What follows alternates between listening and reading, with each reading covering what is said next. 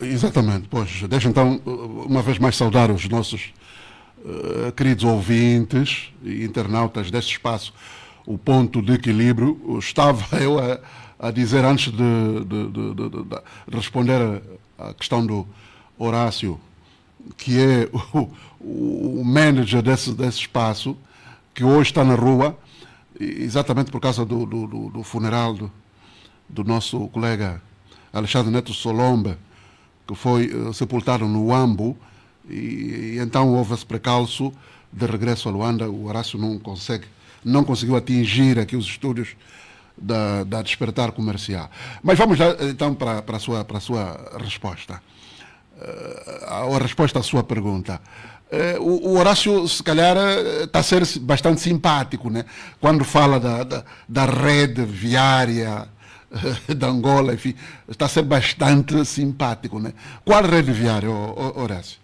Nós não temos estradas, não há estradas, não é? As pessoas podem pensar assim, não, isso também é exagerado e tal, mas é a realidade, nós não temos estradas, né? Só para os ouvintes terem uma ideia, eu para chegar aqui onde estamos, são voltas e voltas, os ouvintes não têm noção, né? Nós não temos estradas. Eu imagino nessas zonas aí onde está nesse momento o Horácio a palmilhar, enfim, nós não temos.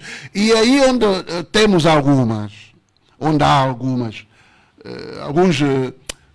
protótipos de estrada, não é? Aquilo não tem uma duração que internacionalmente recomendável das vias, né? Basta só ver o famoso fiscal, o fiscal é a chuva, e vai tudo abaixo, não é? Eu não sei se eu posso falar de uma rede viária como tal, não é? E eu tenho contado sempre um bispo, já que o nosso tema vai versar também nessa área mesmo.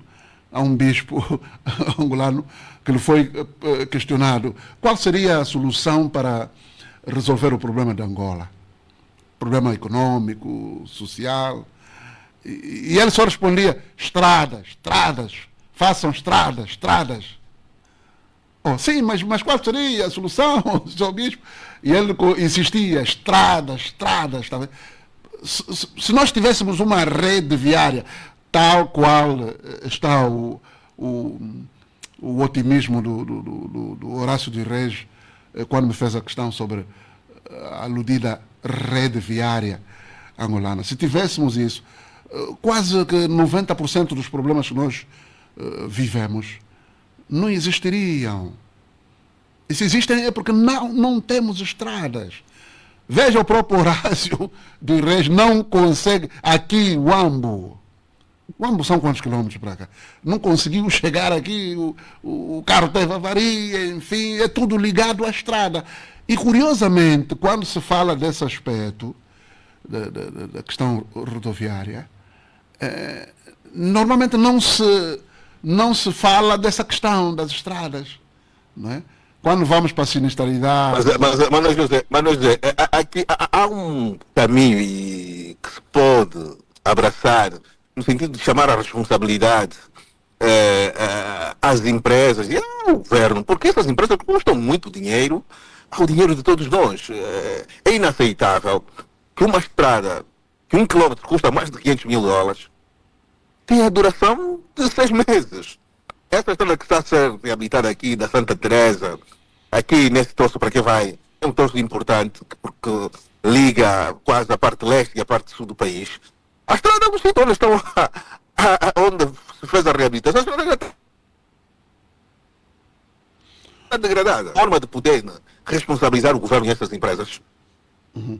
Bom, eu sugiro, Horácio, que estendamos esse sinal ao Dr. Rui Verde, que está há muito tempo já calado, se calhar com a experiência de outras latitudes, de Portugal, enfim, poderá nos ajudar a compreender melhor. Horácio, o que é que acha dessa sugestão? É melhor. Vamos passar então a palavra ao Dr. Rui Verde, também para fazer esse comentário. Bom, primeiro, boa tarde a todos. Segundo, falando sobre isso, eu por acaso tenho estado a estudar esse problema das construções chinesas em Angola, um outro livro que vou publicar em Nova Iorque em setembro. faço a propaganda habitual sobre a China e Angola. E este problema da má construção chinesa é um problema que vem logo desde o início. E há duas versões sobre o problema da má construção chinesa, seja de estradas, seja de edifícios. Há a versão chinesa que diz que a culpa é dos governantes angolanos, que lhes adjudicam obras por um X, mas depois querem receber uma parte para eles. Como querem receber uma parte para eles, o trabalho é sempre um trabalho provisório e de menor qualidade. Se falar com empresários chineses, é essa a resposta que tem. É uma questão de corrupção, em termos simples, porque metade ou um pouco menos dos dinheiros dessas obras vão para o bolso dos ministros e dos vários intervenientes nessas obras. Depois há a versão angolana, que diz que os chineses é que não têm a qualidade que os outros países têm para fazer as coisas, mas como apresentam valores mais baixos, são aqueles que levam à adjudicação e, sobretudo, o que impuseram nos empréstimos que fizeram a Angola fossem empresas chinesas a fazerem as construções, isto é, os empréstimos chineses são sempre condicionais à contratação de empresas chinesas. E, portanto, é aí que eles vão buscar uma parte do lucro, é fazerem construções a um preço mais baixo, que já sabem que lhes vai ser adjudicado. E são estas as duas grandes explicações que eu ouvi e que continuo a ouvir acerca do mau trabalho das empresas chinesas nas estradas e nos edifícios e no que tudo que seja. Doutor Rui Verde, já que acabou aqui por destapar o véu que está na forja, um livro que vai abordar sobre o investimento chinês no nosso país, a questão que se coloca é: será que os nossos intelectuais têm se colocado à disposição para estudarem o quanto tem sido penosa essa questão das obras públicas e a sua qualidade, quanto dinheiro o país está a perder com isso, em que há uma espécie de regressão, dá-se 2 passos para frente, depois dão-se 6 passos para trás. Estamos mais ou menos assim, aqui passa um pouco...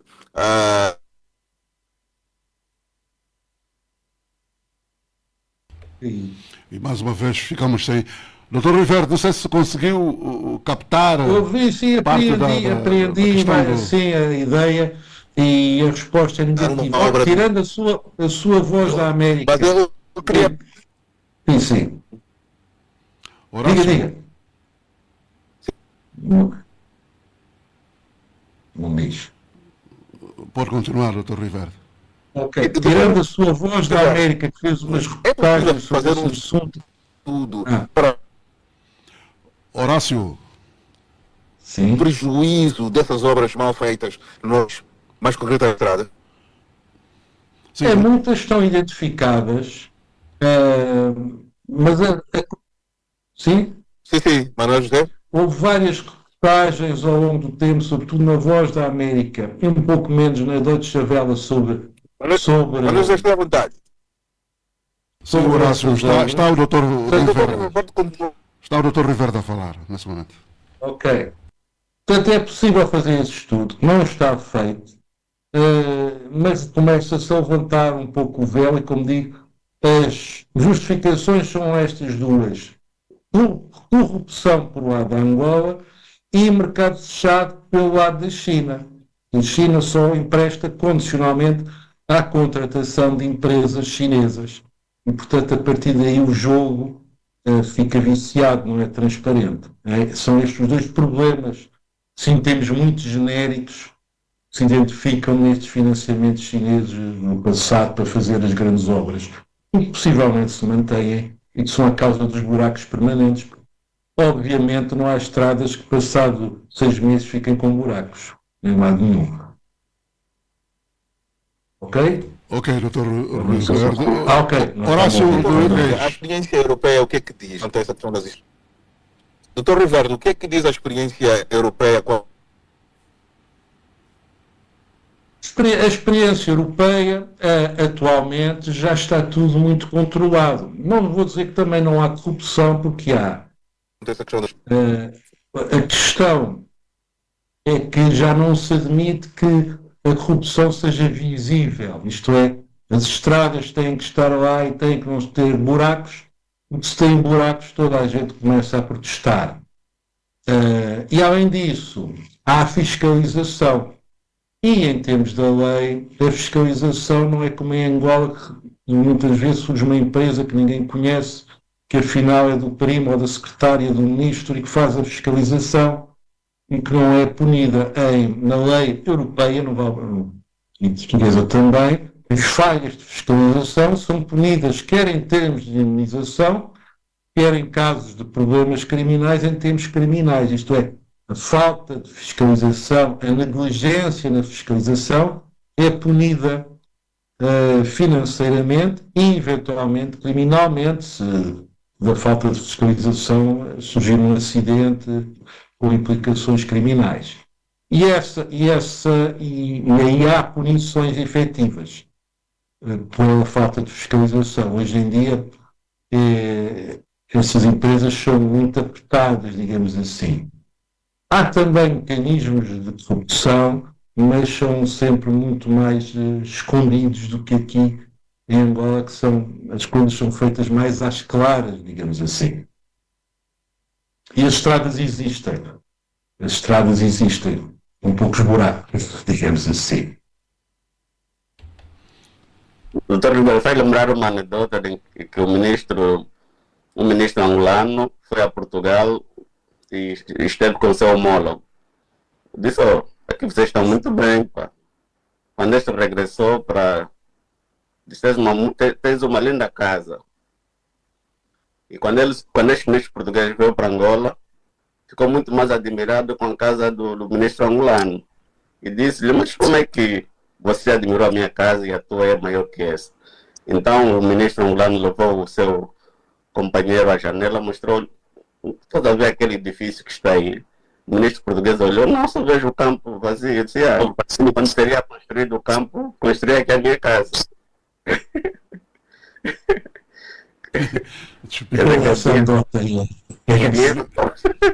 O dinheiro todo que era para construir edifício, ele construiu a casa.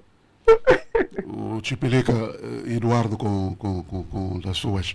Horácio, se me permitir, o Horácio como está, os solavancos, o áudio quase que chega aos nossos ouvidos, a martelada, enfim, não conseguimos captá-lo devidamente. Eu sugiro que vamos primeiro situar os nossos ouvintes, porque eu continuo a receber algumas mensagens e os ouvintes estão a perceber pouco, não é, o que é que estará a acontecer. Mas isso, a explicação que eu posso arranjar para os nossos ouvintes é que os programas feitos em direto são exatamente assim.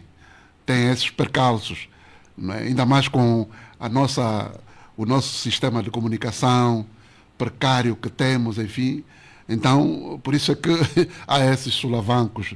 Normalmente, os programas em direto têm essa coisa. Mas eu sugiro, o Horácio, se permitir, que entremos logo. Nós hoje estamos bastante reduzido ao número habitual de comentadores aqui do espaço Ponto de Equilíbrio. E então, mas ainda falta a sua visão, não? Sim. Já chegaremos lá. Então, eu sugeria que fizesse esse esclarecimento. O esclarecimento com uma nota de que hoje o ponto de equilíbrio, o tema central é Angola ouviu o Papa Leão XIV, que frutos esperar e que leitura se está a fazer os políticos, a sociedade, enfim. Esse é o tema muito na esteira do que é a atualidade. O Papa deixou o solo angolano hoje para a Guiné Equatorial, mais um país autoritário, onde o Papa vai, mas isso deve ser coincidência. Depois o Chipilica Eduardo vai explicar isso, porque é que o Papa tem essa apetência para países com cariz autoritário, mandões, enfim, porque esteve em Angola, Angola também. Não sei se os colegas terão uma opinião diferente, mas no meu entender Angola também é país mandão. E foi agora para a Guiné Equatorial. Então, o ponto de equilíbrio traz esse tema para reflexão, não é? O discurso do Papa Leão, os vários discursos do Papa Leão XIV em Angola, que leituras fazer, as elites políticas, a sociedade civil, as suas mensagens sobre a justiça, riqueza e reconciliação. Que sinais de mudança são esperados a médio prazo? Estarão os atores nacionais preparados para transformar palavras em ação concreta? A vossa reflexão, no caso a nossa reflexão, sobre esta passagem do Papa Leão XIV ao nosso país. Não sei se o Horácio já está de volta à antena. Horácio de Reis. Não conseguimos ter o sinal. Está em linha.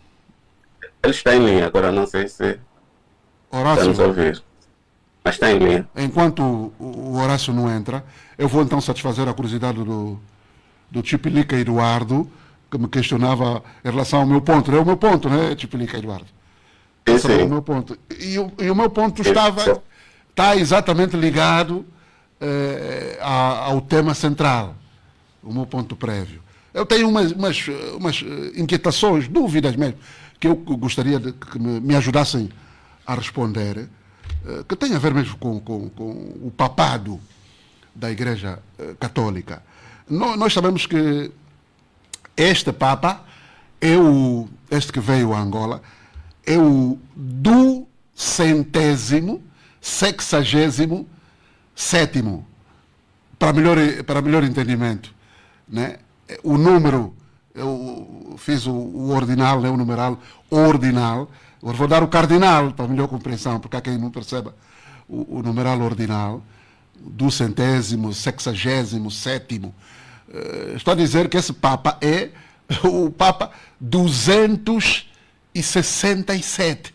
Ou seja, o Papa já veio lá muito, muito atrás, né? E a minha inquietação é, desses 267, será que nós podemos ter um dia um Papa da nossa tez de pele, negro, preto? Não é possível. O que é que se passa? 267 papas e nenhum é negro? O negro não, o que é que se passa? O negro não tem capacidade para atingir esse desiderato de Papa. O que é que se passa, afinal? Há uma inclinação de cariz racista da Igreja Católica? Eu estou a questionar. Não é? São dúvidas que eu tenho. Não é? Eu gostaria de ver um Papa negro.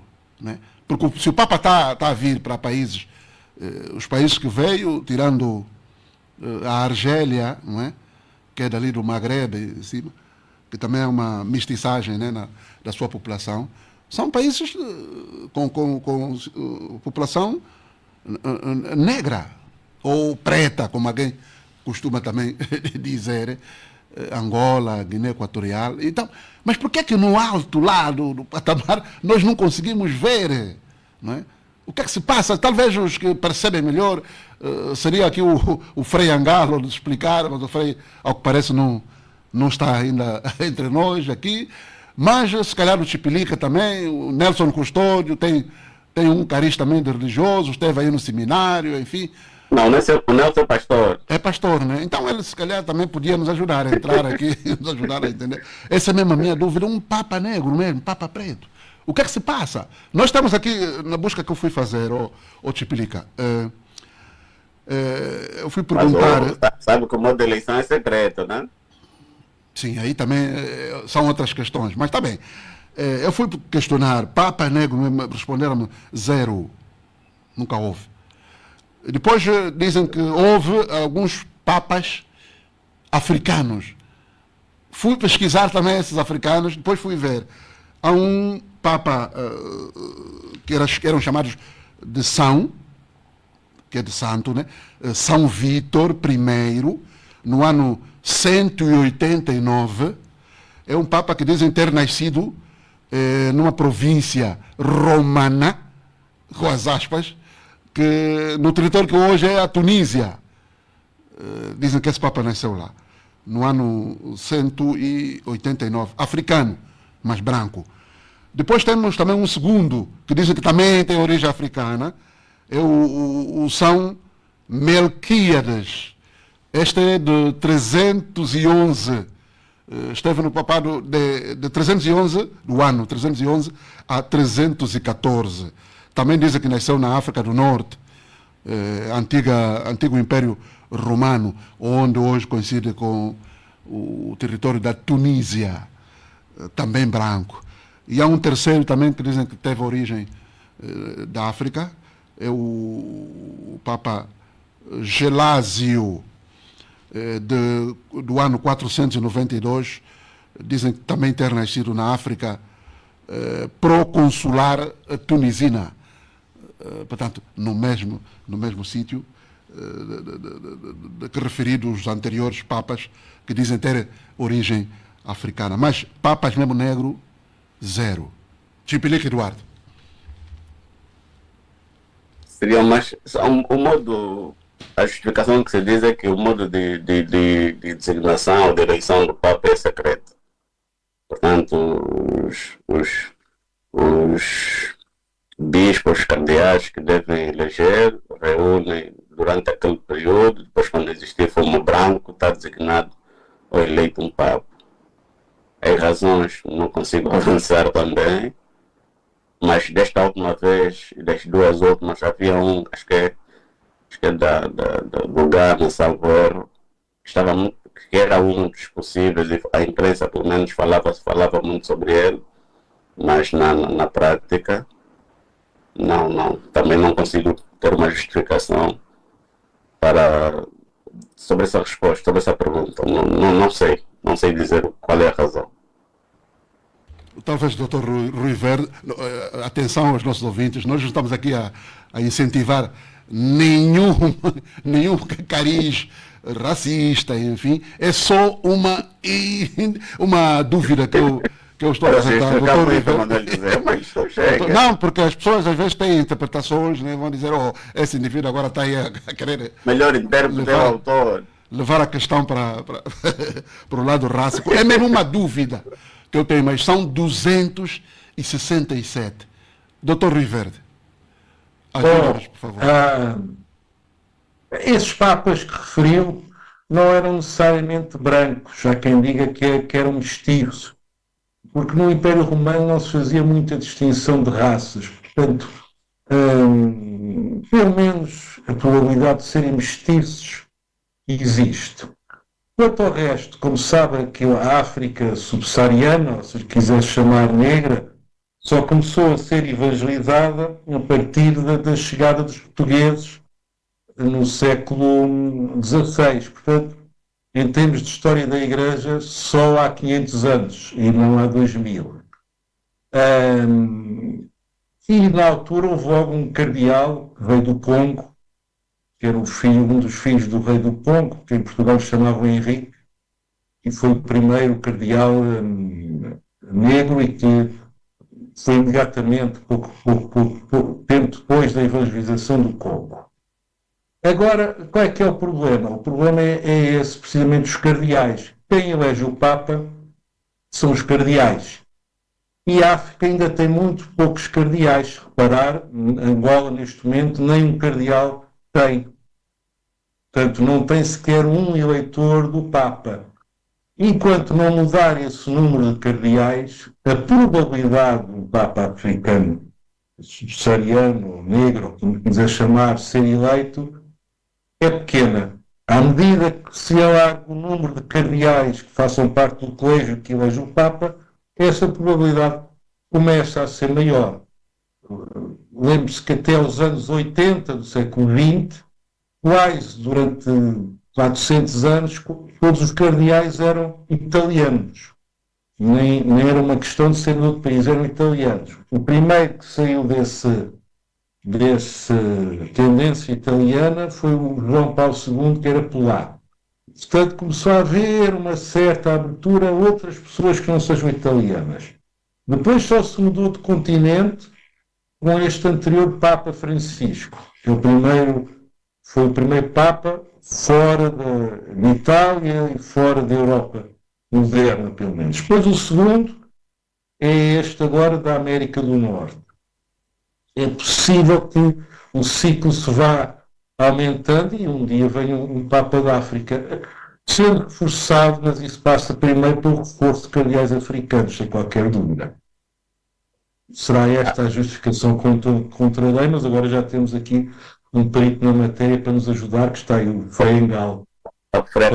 Que eu sou o assunto. Certamente. Vamos. Frei Angalo, ajuda-nos. Socorro. Precisamos de... Boa noite. Pergunta-lhe.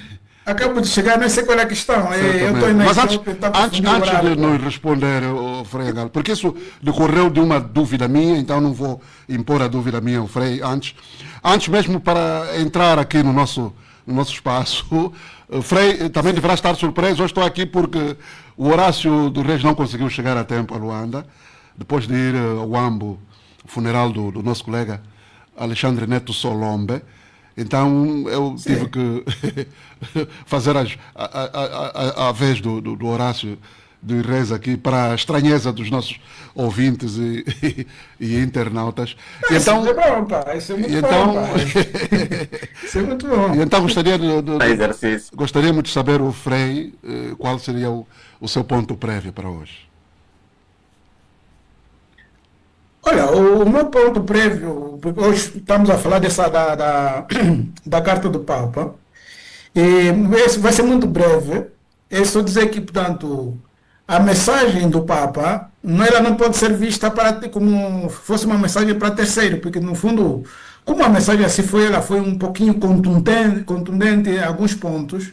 Alguns vão querer pensar que não, e tal, é para outros. É mesmo, vamos dizer, cada um aí, sobretudo os governantes, os líderes, têm que ver a mensagem para eles. Mas, Frei, eu gostaria que guardasse esse teu ponto prévio, como coincide com o tema central. Então, gostaria que guardasse. Sim.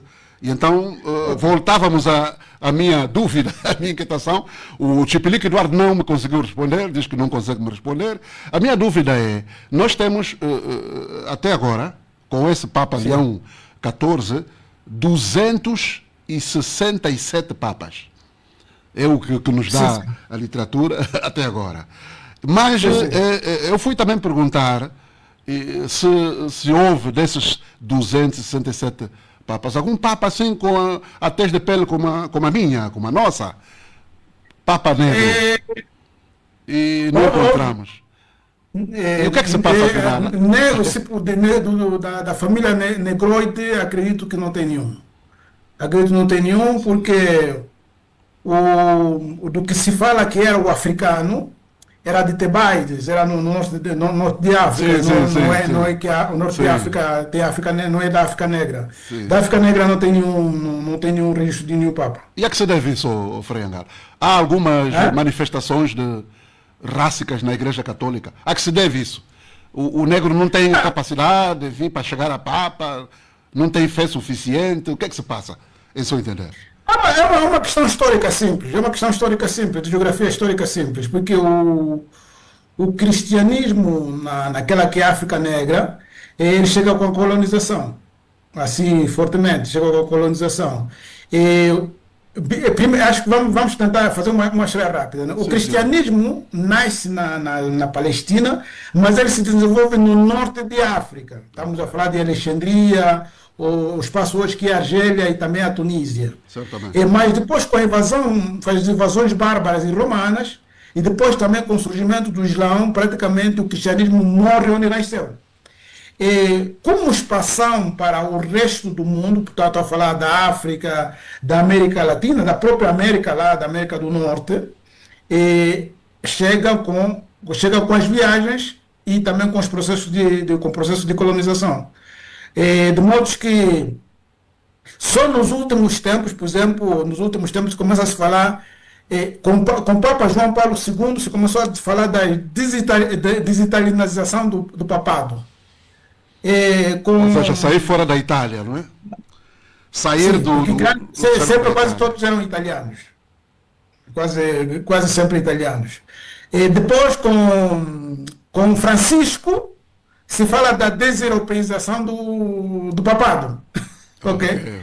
De modo que, por exemplo, o Papa Leão é o primeiro americano. É o primeiro americano, primeiro norte-americano, e dissemos americano porque também ele tem a identidade peruana, ele tem a nacionalidade peruana e acaba englobando toda a América. Futuramente pode acontecer termos um Papa africano. Temos nesse momento na Igreja Católica grandes pesos pesados em termos de cardeais. Então, um futuro Papa negro da África Negra é uma coisa muito natural e provável acontecer nos próximos tempos. E eu tinha feito essa pergunta ao Frei, porque rolava aí nas redes sociais. Já tem algum tempo uma imagem de uma cerimônia que aconteceu no Vaticano, onde estavam perfilados vários cardeais, acredito, e uma das figuras lá proeminentes do Vaticano passava a cumprimentar estes cardeais. Havia um cardeal negro entre estes cardeais. E por simplesmente essa figura passou pelo negro. Ele beijava, né? Fazia esse cumprimento de beijo dos dois lados. E quando chegou no negro, não fez o gesto. Simplesmente pulou para o seguinte. É uma imagem que foram recuperadas agora. Não tem nenhuma explicação, mas com a vinda do Papa aqui. Neste momento, por exemplo, um dos dicastérios mais importantes da Igreja, que é o dicastério da formação integral, é ocupado pelo cardeal Tucson, que esteve em Angola. Um dos pesos pesados que nós temos na própria Igreja, hoje como voz de autoridade, é o cardeal Roberto Salá, que esteve em Angola. O Tucson é uma autoridade, onde fala o Tucson, tudo para, né? Então, de modo que eu conheço o Vaticano por dentro, conheço o Vaticano por fora, não tem nada disso, digamos, de possíveis discriminações, não tem. Não tem, pelo menos. Ok, ficamos mais tranquilos, sendo ele o Frei e Angalo a nos garantir isso, enfim, mas eu continuo à espera, esperançado de um Papa. Olha, só para ilustrar, né?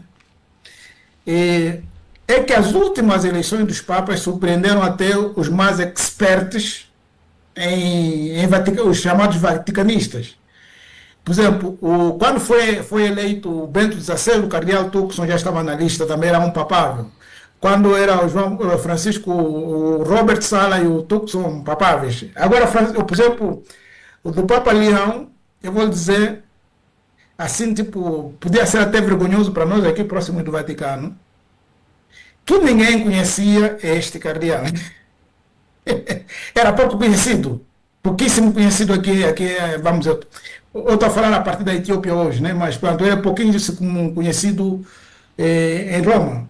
Era o responsável do casteiro para a nomeação, a eleição dos bispos, para facilitar, mas não era conhecido. Não era um papável. Nem aparecia nas listas assim.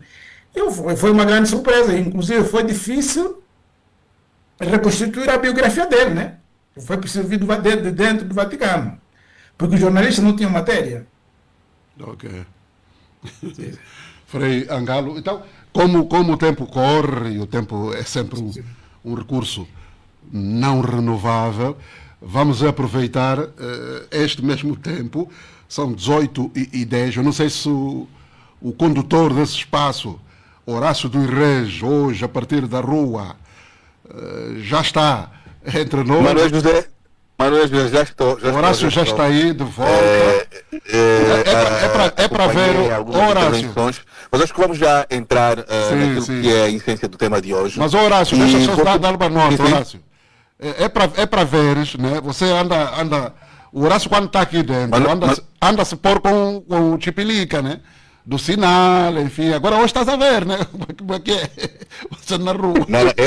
Eu estou em movimento e é natural que o meu sinal Estás a provar melhores, o próprio porque veneno. também, conforme sabemos, Não, Horácio. Natural não. diga.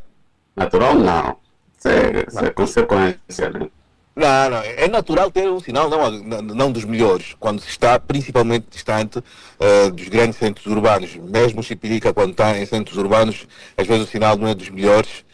Imagina o que está a acontecer comigo em movimento, fica ainda muito mais difícil.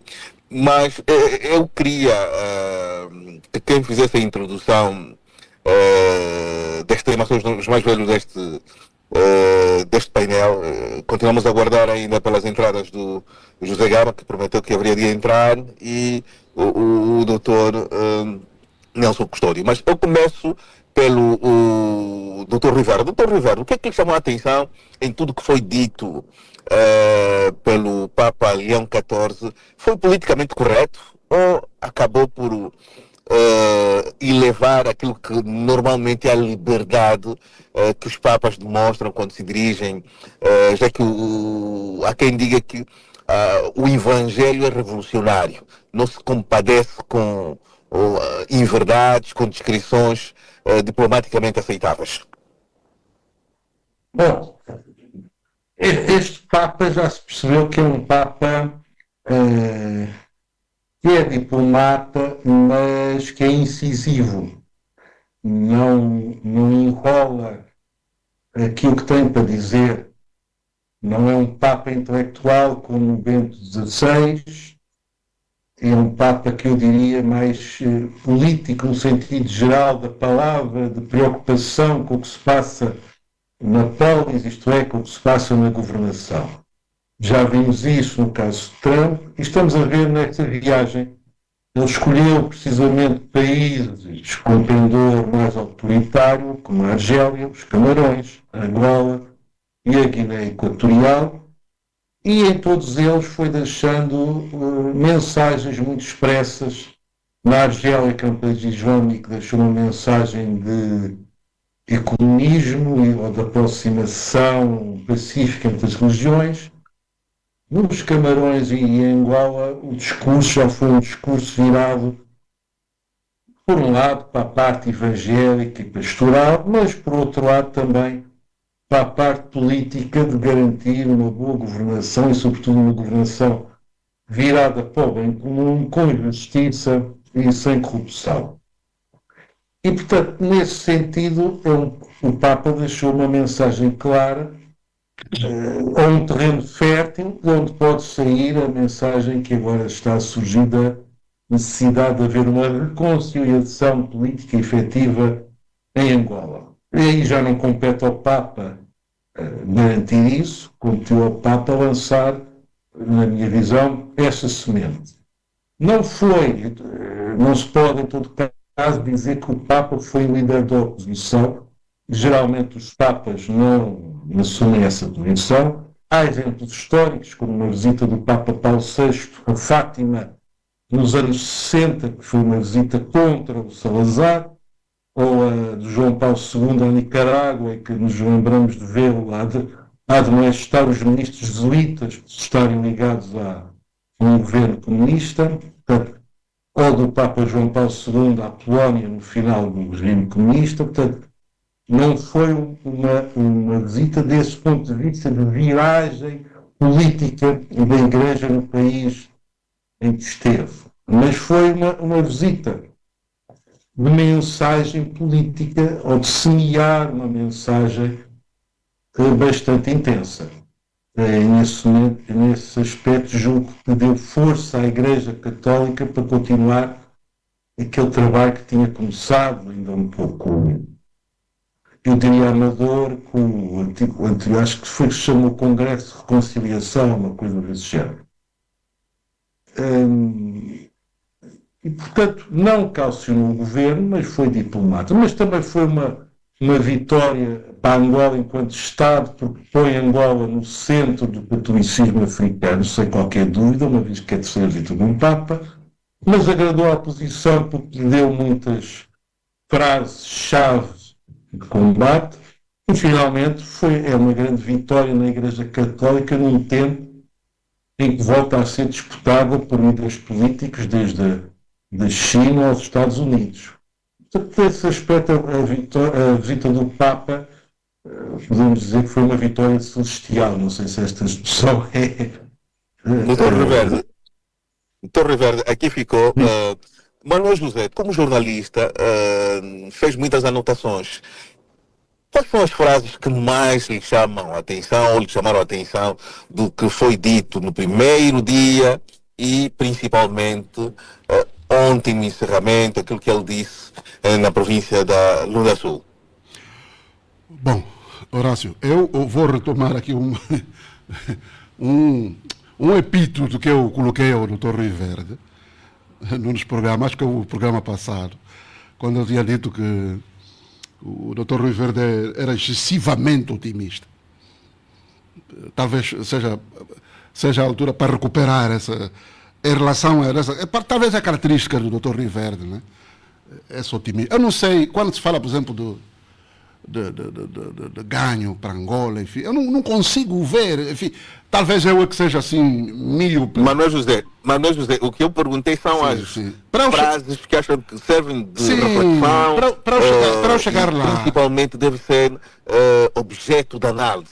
Horácio, para eu chegar lá, né, para eu chegar à tua questão, eu tenho que fazer esse introito, tá vendo? Eu tenho que fazer essa introdução para dizer o seguinte, Horácio. O Papa, no meu entender, acabou por entrar um pouco, o Papa foi angolano mesmo, acabou entrar um pouco naquele hábito que eu reputo de péssimo, que nós os angolanos temos, de ser demasiadamente teóricos. Porque nos dias de hoje, eu costumo dizer, eu sou defensor de que discursos já não resolvem mais nada. Discurso. E o Papa, no meu entender, contrariamente ao que o Dr. Riverde pensa, o Papa foi muito teórico, é muita teoria. E eu gostaria de ver um Papa, por exemplo, mais no sentido prático, né? De tal sorte que, ao deixar Angola, os angolanos, de maneira geral, não estratificados, não é? Cada um com os seus interesses, né? Virem com essas frases de que não, do ponto de vista do Evangelho, enfim, esses lenga-lenga todos que o Frei Angalo tem melhor conhecimento do que eu.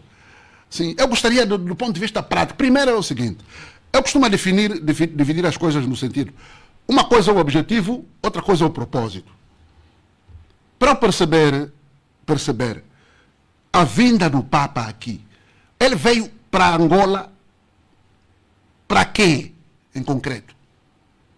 Há quem vai me dizer, não, ele veio numa visita pastoral. Pastoral, esses termos, que pastoral vem de pastor, né? Tipo um pastor que veio, enfim. Então veio mais para os seus correligionários, ou se a palavra passa, né? Da Igreja Católica. Mas os angolanos não são católicos todos. Eu não sou. E os angolanos não são católicos todos. Né? Agora, uma visita desta envergadura, eu como cidadão, eu me questiono qual é o propósito do Papa de Angola. Depois vamos às frases, não é? Aí algumas frases, né, que o Papa diz, a que mais me marcou, Horácio, já que queria falar dessas frases, né?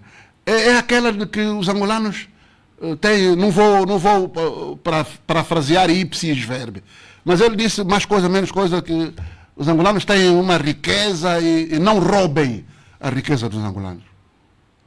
Qual a riqueza que o Papa está a se referir? Imaterial. Material. Gostaria de perceber o que é que o Papa... Qual é a riqueza que nós temos? E sendo um homem de igreja, de Deus, quer dizer, eu acho que ao invés de ele falar da riqueza, não sei se ele estava a se referir a imaterial ou material, mas de qualquer forma, não importa, eu gostaria que ele se debruçasse para a as pessoas, os angolanos, os cidadãos angolanos, e eu sei que o Papa tem conhecimento. O angolano, de maneira geral, hoje, não vive, sobrevive. Eu sei que o Papa conhece, sabe que há angolanos que comem do lixo. Estão a comer do lixo, contentor de lixo. O Papa sabe disso, ninguém vai vir me dizer que... Eles podem até limpar, como eles fazem, né? Quando há visitas, enfim, limpam tudo, escondem os malucos. Inclusive há uma senhora que quer ter aquela profissão mais antiga do mundo, como chamam, que se sentiu lesada, reclamou da presença do Papa, porque ela não podia, ela disse: quero vender meu corpo só porque o Papa veio, não posso. Né? Um monte de proibições às pessoas. Eu gostaria que o Papa se incidisse. Deixa só terminar, deixa terminar. Deixa terminar. É para terminar mesmo. Sim, deixa terminar. O tempo começa já. Um exemplo daquilo que eu estou a dizer, por exemplo. Na minha área, jornalismo. Existe uma rádio, a emissora católica de Angola. Eu tenho conhecimento dos ordenados. Aquilo até não chama salário, aquilo não é salário. Para mim não é salário. Os ordenados que são pagos ali são miseráveis. Eu gostaria de ouvir questões práticas. Aquela é uma rádio da Igreja Católica. O chefe é o Papa. Que falasse só do que ganham os nossos colegas ali da Rádio Eclésia. Né? Que melhorasse a condição e fosse aqui, resolvesse problemas práticos. Eu não sou muito apologista de frases, porque frase aqui, dali. Quer dizer, resolver questões práticas. Eu sentiria mais feliz o Papa. E depois, para tirar da cabeça das pessoas, já para terminar agora mesmo, para tirar da cabeça das pessoas, a vinda do Papa não vai trazer, não vai agregar nada de novo aos angolanos. Nada. Que se desenganem as pessoas, nada de novo. Me desculpem os católicos, enfim, nada de novo. É só não esquecer que nós já tivemos a presença de 2 papas aqui. Não alterou nada. João Paulo II esteve aqui, saiu, continuamos na mesma. Bento XVI veio aqui, continuamos na mesma. Veio esse papa também, vamos manter na mesma. Horácio. Normalmente se costuma dizer que não basta ter boa semente, tem de haver uma combinação com a terra onde é lançada essa semente. As palavras do Papa foram lançadas numa boa terra que acha que essa semente poderá germinar. Acha que alguém vai ouvir a curto prazo? Acha que essa gente vai ouvir o Papa? Acho que o Coisa ainda está a falar, o José Miguel. Manuel José. Sim. Eu estou a dizer, vamos passar a palavra ao passa, Frei Angalo. Se você não falar, eu estava a dizer eu continuo a falar. Que normalmente quando um bom fruto depende sempre da semente e do terreno onde é colocada essa semente. Eu queria perguntar ao Frei, olhando assim objetivamente a nossa realidade, acha que a classe política, os intelectuais, a sociedade civil como tal, anotou e poderá, aquilo que, por exemplo, olho para o desafio da reconciliação, onde o Papa fala sobre a questão do todo, do pessoal, do particular, em que muita gente pensa que representam o todo. Acha que essa recomendação, esse conselho vai ser acatada, poderá produzir a curto prazo bons resultados, Frei Angalo? Olha, acho que aqui é preciso ter em conta um aspecto. A mensagem do Papa teve e continua a ter muita ressonância, porque ela é feita de muitos pensamentos-chave, E eu queria aqui trazer, vamos dizer, já falando em frases, para ver se eu respondo direito à sua questão, né? Ele dizia o seguinte: sem encontro não há política. Sem o outro não há justiça. Essa é uma das frases. E uma das frases muito interessantes é aquela que dizia: esta geração aguarda outra coisa. É preciso, digamos, é preciso ter presente este fato que a mensagem ela foi incômoda, incomodou, de certa forma incomodou, e isso é importante para o trabalho, aquilo que é o trabalho, que é o dever de um profeta, de profecia. E, e, que terá alguma repercussão? Eu espero que sim, eu espero que sim. Um gesto concreto, e nós temos que, portanto, aqui era preciso, digamos, como eu queria dizer no princípio, essa mensagem ela não pode ser terceirizada. Cada pessoa, cada governante, quem ouviu, nem isso porque ela não foi uma mensagem só religiosa, quem ouviu deveria interiorizar. O Papa não viria para resolver problemas concretos, por exemplo, o salário da Rádio Eclésia, que o Manuel José justamente evoca, que eu não sei quais são, mas dizem que são piores, mas isso aqui é um problema administrativo local, né? Isso do lado das coisas. Depois, em relação aos tesouros que não se roubam, e aqui eu não vou levar o coisa. O Papa, quando falava dos tesouros que não se roubam, falava exatamente das duas virtudes que ele chama virtudes políticas, que é a alegria e a esperança, e que para ele, portanto, todo o discurso do Papa é construído sobre essas virtudes, quem ler atentamente o discurso. Isso para dizer que a alegria que as pessoas têm mesmo no sofrimento acaba sendo uma expressão de esperança de dias melhores, ok? De dias melhores. Qual é a responsabilidade dos políticos num primeiro capítulo? A questão da reconciliação e a partir desse projeto de reconciliação é assim que se vai se perspectivar o futuro da nação. É porque o Papa, inclusive, dizia que as situações de conflitualidade e de amizade devem ser combatidas porque são essas que atrasam o país. E nós, por exemplo, temos o caso em Angola, por exemplo, que se você olhar para a relação entre o UNITA e MPLA, não é isso? É uma situação de conflito e inimizade que, de certa forma, em grande medida atrasa o país. Se, por exemplo, amanhã, João Lourenço, que tem a responsabilidade de governar o país, convida Adalberto Costa Júnior para um pequeno almoço, não vão falar nada. Vão ficar lá sentados, a tomar um chá, e depois vão embora. E na noite seguinte, ou no mesmo dia à noite, apareceu o Adalberto na televisão pública de Angola a falar. Reparem que só este gesto, estou a dizer banal, não precisam dizer nada, ajudaria a dar outra perspectiva à nação. Sem esquecer que o Papa, na homilia lá no Quilamba, quando falou que a Angola precisa de bispos e tal, em algum momento disse assim, que ressuscitem a esperança perdida. Tá? Quando começamos a falar de esperança perdida, é isto que nós temos no país. Nosso país está num contexto de alta incerteza.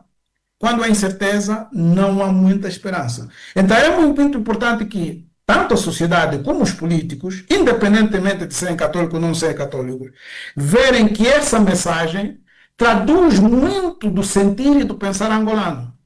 Okay? Muito do pensar angolano. Então, devemos nos ajudar a dizer, ok, devemos parar e redirecionar a nação. É isso que digo. Que vai ter efeito, não posso fazer essa profecia, mas o ideal é que tivesse. Porque a ressonância que a mensagem está a ter em todos os círculos, em todos os círculos, faz pensar que ela traduz muito do pensar e do sentir dos angolanos. E então era preciso ter em conta essa mensagem. Não sei se... Peraí, obrigado. Explica, é a sua vez. Ouviu atentamente aquilo que foi dito pelo Papa. Parecia que o Papa vivia em Angola. A descrição que fez, as recomendações, os conselhos. Há quem diga que o Papa foi um Papa angolano e desagradou substancialmente algum segmento da classe política porque tocou em alguns aspectos que são um pouco o dia a dia.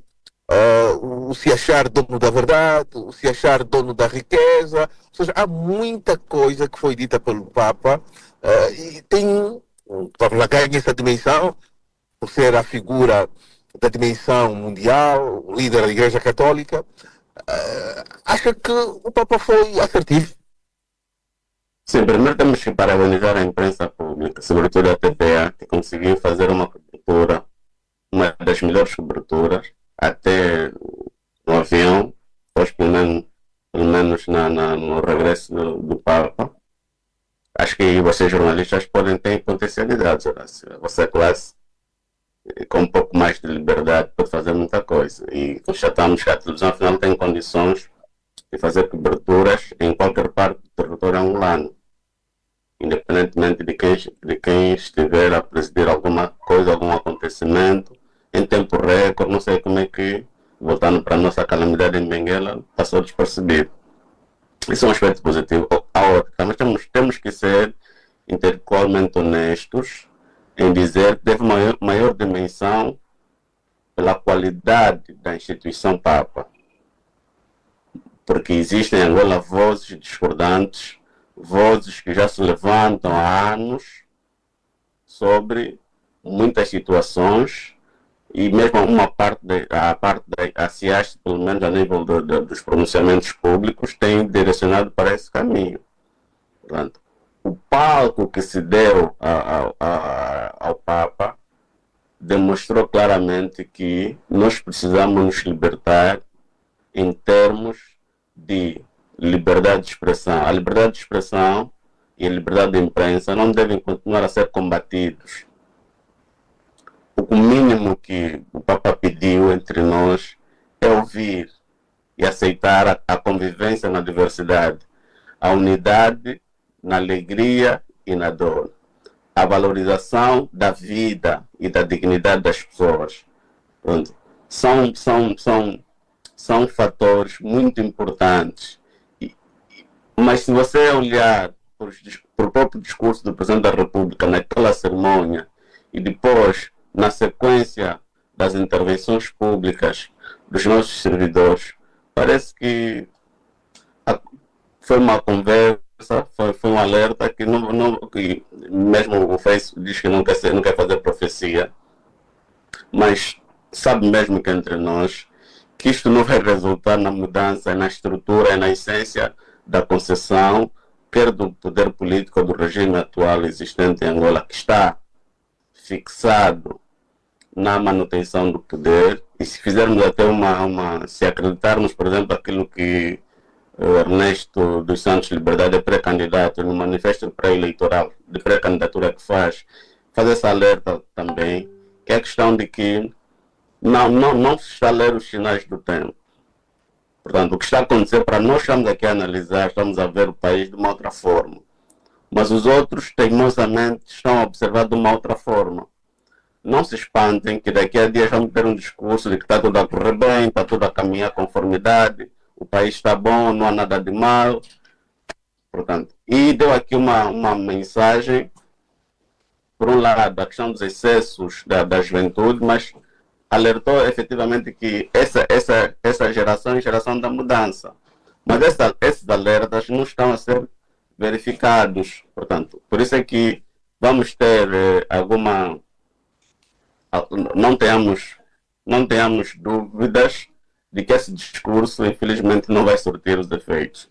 Por um lado, a questão da própria teimosia do poder instituído, entendem que devem continuar no poder, e esse discurso não é só dos mais velhos, mas sobretudo de uma geração que não tem nada a ver, que devia ter, que alguns até estudaram em escolas melhores, em condições melhores, sempre viveram no berço, mas tem um discurso de perpetuação do poder que de forma surpreendente mantém as pessoas nesta condição. Então fica muito difícil compreender que a mensagem do Papa vai ser acautelada. O Evangelho, e terminando no que posso dizer, é diário. Todos os dias há a mensagem da salvação. Os bispos, os pastores, os ministros e outros têm incansavelmente têm passado a palavra do Evangelho, a mensagem da salvação. Mas a teimosia continua a fazer fé. E o doutor Salim me dizia que esses tipos não mudam. E de certeza que não vão mudar com esse discurso. mesmo a própria televisão que fez essa cobertura toda, já não fará para, por exemplo, para a oposição, para a sociedade civil, vai repetir essa cobertura quando for um assunto relacionado ao MPLA. Portanto, não é que estamos a ser pessimistas, mas queremos ser realistas. Não acredito ou não acreditamos que a mensagem do Papa vai ser ouvida, vai ser acatada e vai ser cumprida. Passou, vamos analisar durante alguns dias, depois o poder instituído voltará ao seu estado normal, que é, na verdade, a sua essência, olhando para 1975. Continua a ser o mesmo e será assim para todo sempre, infelizmente. Não está muito pessimista, ó, Chipilica. Eu quero ser realista, Horácio, não quero criar expectativas às pessoas, porque a conversão é um processo que permite mudanças. Portanto, a pessoa tem que reconhecer o erro, tem que corrigir para depois ter outro comportamento contrário àquilo. Nós estamos num contexto em que você fala de pobreza, fala de miséria, você apresenta posições objetivas, realidades que não vão vir. Quando o governante for para lá, estamos a falar agora, onde é a conversa do dia, a questão de Benguela. Se você ouvir os governantes a falarem, vais pensar que nós que estamos a falar somos malucos, nós é que não batemos bem. Então não acredito muito que a mensagem do Papa vai ser ouvida, vai ser acatada e vai ser cumprida. Vamos ter um país reconciliado, vamos conviver na diversidade, a imprensa vai permitir, a imprensa pública sobretudo, liberdade de expressão, a justiça vai administrar, o bem comum vai servir para todos, as oportunidades. Vamos ter um paraíso nos próximos dias, nos próximos anos. Não tenhamos ilusões, infelizmente. Por que fala em ilusões, ó, Chipilica? Eu quero referir o seguinte: nós temos um contexto que permanece. A essência, nós temos que olhar para a essência do regime instituído. A essência do MPLA é de exclusão, é de não aceitar a diferença, de não conviver na diversidade. Só o contexto político internacional é que fez com que pudesse ter essa virada. E na parte do início do programa, o Manuel José se referiu por que o Papa escolheu esses países. Angola é um deles, por causa dessas condições. Não há essa questão. Você repare, por exemplo, e o Frei tem falado muito sobre isso.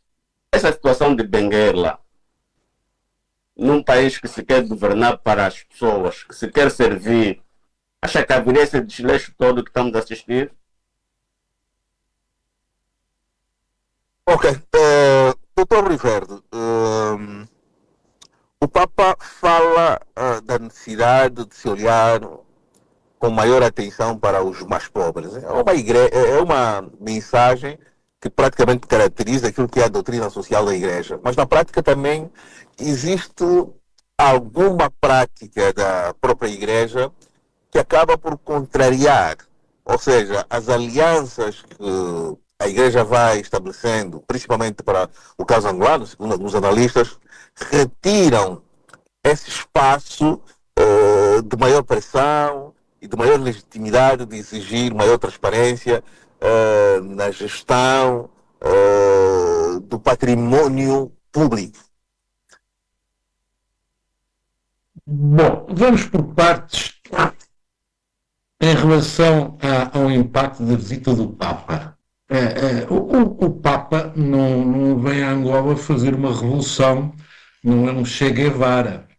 O Papa vem lançar, e eu acho que lançou, as sementes. E estas sementes depois vão-se distribuir pelos atores a que o Papa mais chega. Os bispos, os padres, os leigos, os jovens, e vão ficar uns.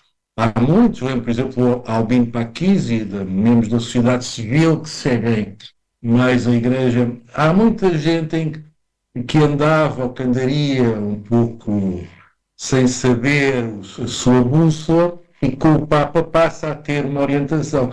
Mesmo os bispos, como refere, que são mais próximos do poder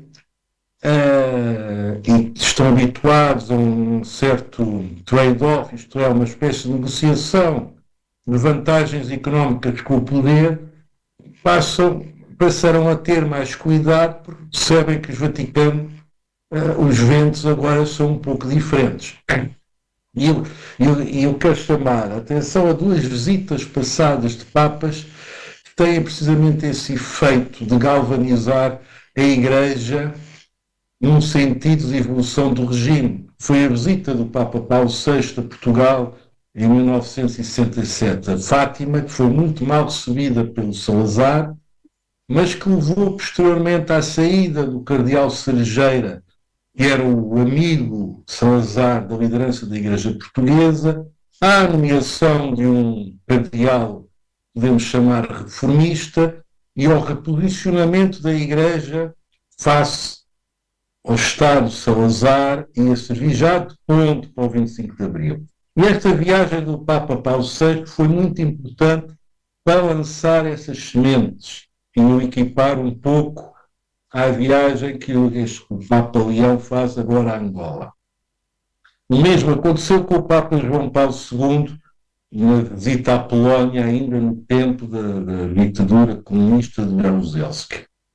Portanto, o que se espera não é imediatamente a curto prazo um grande levantamento de massas, não é isso que os papas fazem há muito tempo, desde o Papa João II. Doutor Riverde, aqui uma reflexão também que deve ser feita. Essa visão cristã, essa visão de acreditar na existência de um Deus, é contrária, por exemplo, a uma fase que o país viveu, aqui sem querer fazer um recurso preguiçoso e principalmente malicioso, da fase do comunismo. O comunismo, como sabemos, é uma ideologia que não acredita na existência de Deus e de Jesus Cristo.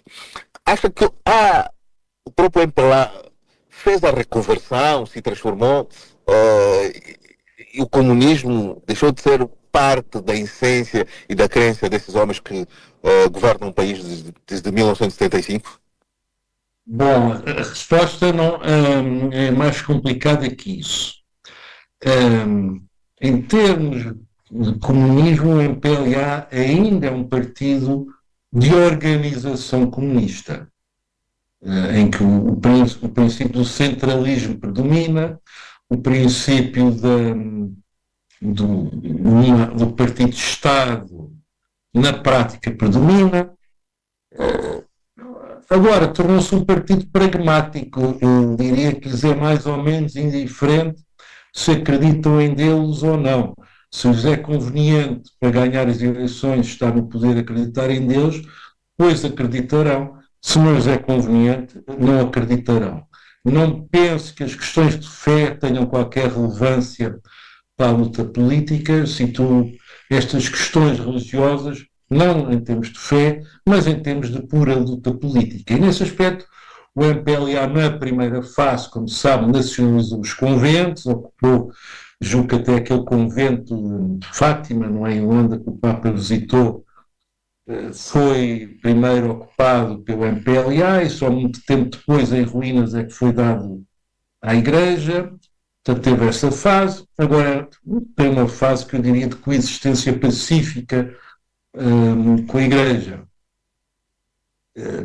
Referindo que a Igreja, agora, o que se está a passar é que começamos a ter uma Igreja angolana ativa. No tempo do cardeal Alexandre, eu penso que foi uma Igreja que procurava a coexistência e recuperar os seus bens. E, portanto, podemos dizer que foi uma Igreja colaboracionista. Neste momento, essa Igreja está a evoluir de um sentido colaboracionista para um sentido mais ativo, de ser a voz do povo. E eu creio que o Papa veio dar força a essa tendência, se é que se pode dizer, da Igreja angolana, de ser uma Igreja que dá a voz ao povo. É a minha visão, se resulta, se tem consequências. acho que não é uma viagem que daqui a um tempo é esquecida. Acho que não. Mas agora deixem-me fazer uma pergunta, só que não tem nada a ver, mas que o Chico falou. Essa história da candidatura do Ministro da Defesa é mesmo verdadeira ou é uma fake news? A ser verdade, né? A ser verdade. Eu acho que é fake news. Não há pelo menos um posicionamento oficial. Quando o José Gama que deveria entrar para poder desmistificar isso, ficou de entrar, não sei o que está a se passar. Não, está no outro debate. Ora, era só para ver a questão do Torre Verde, quando se refere que o Papa trouxe as sementes. Doutor Ribeiro, nós íamos aceitar as sementes se fossem viradas para o desenvolvimento. O Papa veio nos trazer algo simples, que já resultou em guerra em 75, que é de exclusão. Nós temos esse problema de exclusão, de não aceitação, de não convivência na diferença, de aceitar que o outro é igual é o meu próximo. E este problema é de essência. E não temos que falar de desenvolvimento nesse contexto que nos encontramos. Nós hoje devíamos discutir outros aspectos relacionados, por exemplo, como íamos transformar os nossos recursos, quais são as melhores vias, os melhores ganhos para nós. Não. Nós ainda estamos a discutir espaço de liberdade. E esse espaço de liberdade está cada vez mais a ser afunilado. Não só do ponto de vista legislativo, como do ponto de vista da materialização do Estado Democrático de Direito. A essência está aí. E essa visão, se não for vista de que o problema está ali, que as liberdades são essenciais para melhorarmos os nossos aspectos, os nossos problemas. E só para concluir, por exemplo, a imprensa em relação à calamidade de Benguela não está a ouvir os populares, ir ao encontro da realidade, ir às profundezas, para compreendermos a realidade do que nós temos, para depois falar de desenvolvimento, sem essas coisas que são tão básicas que o Papa veio nos ensinar, tão básicas, são tão elementares que não podemos ter fé de que as coisas vão mudar no contexto em que nos encontramos. Era só para... Manuel José continua ainda com uma visão bastante crítica. Eu queria o seu comentário. O Papa Leão XIV advertiu para os sofrimentos provocados por interesses preponentes sobre riquezas materiais, mencionando mortes, catástrofes sociais e ambientais ligados à lógica extrativista excludente. Como é que encarou o Papa essa mensagem? Está bastante codificada, de difícil compreensão. Horácio Sim. insiste em me questionar sobre discursos e tal. Eu sou dos angolanos. Eu não tenho muita paciência para estar a ouvir discursos. Não tenho pachorra. Às vezes ouvia, por questões profissionais. Senão não tenho pachorra. Nós não estamos mais no tempo. Eu disse aqui na primeira vez que falei, que o Papa foi mesmo angolano, ele veio aqui. E quando eu disse, por exemplo, e acho que o Frei não percebeu, quando eu falei de questões práticas, o Frei acabou, né, a fala dele anterior, por ir ao encontro daquilo que eu estava a dizer. Quando mencionou, por exemplo, a questão do líder da UNITA e o presidente do MPLA, que consequentemente também é o presidente da República. Veja que houve um encontro aí, não sei qual era, onde estavam juntos na mesma sala, onde teve o Papa. Estava o Adalberto Costa Júnior. Estava na mesma sala. Mas em zonas diferentes, quase que não se saudaram. Pô, já estava para aí, ali. Eles estavam na mesma sala, mas não estavam juntos. Portanto, aquilo é só para inglês ver, no caso, para o norte-americano, que é o Papa. Estava então numa sala, estava então juntos. Por que continuamos a ter uma sociedade de ódios? Me parece É isso que eu estava a dizer, por exemplo. Continuamos a ter essa sociedade de ódios? Por exemplo, e volto agora ao Chipilica. A Chipilica foi ambíguo no seu discurso. Muita ambiguidade. Veja que o Chipilica começou por parabenizar a imprensa pública. De quê, Chipilica? Isso irrita, tá? Esse posicionamento irrita. A mim, eu não entendo. Ele primeiro começou assim, olha, temos que parabenizar, até falou de justiça. Justiça de quê, Chipilica? O que a imprensa pública divulgou? Fez o quê com aqueles meios? Ir aí, mandar repórteres para o Vaticano. E o Frei já nos tinha esclarecido aqui que eles, se calhar, nem entraram lá no Vaticano, ficaram só em Roma. Mandar repórteres para lá, para Roma. E depois, no fim, você se contradiz. Aí a ambiguidade. Está a ver a questão de Benguela? Você viu espelhado a questão de Benguela nos órgãos públicos? Isso de ir andar atrás do Papa, aquilo é o quê? Parabenizar. Mas se podem estar atrás do Papa, podem fazer também melhor. Não, você não entende a jogada, você tem que ir na essência. Você falou de essência, não é? Sim, essência, até parecia eu a falar. Eu costumo dizer, você tem que voltar à essência. Aquela cobertura é do interesse de... Vou já dizer para o Horácio qual é o meu entendimento desta vinda aqui do Papa. O Papa foi usado. O MPLA, e foi o Dr. Rui Verde que mencionou isso, né? O interesse da Igreja Católica aqui, ao mais alto nível, tem a ver com as eleições em 2027, próximo ano.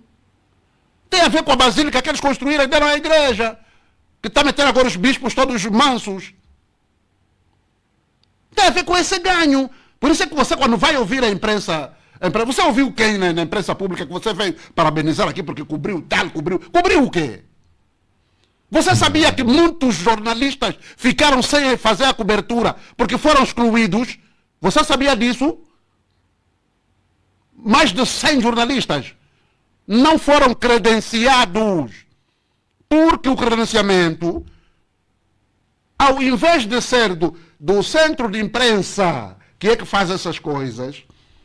Né? E o centro de imprensa acabou por dar uma justificação sobre essa exclusão. Órgãos, inclusive estrangeiros, não só angolanos. Aqueles órgãos considerados... Mas, José, essa parte também chama-me a atenção.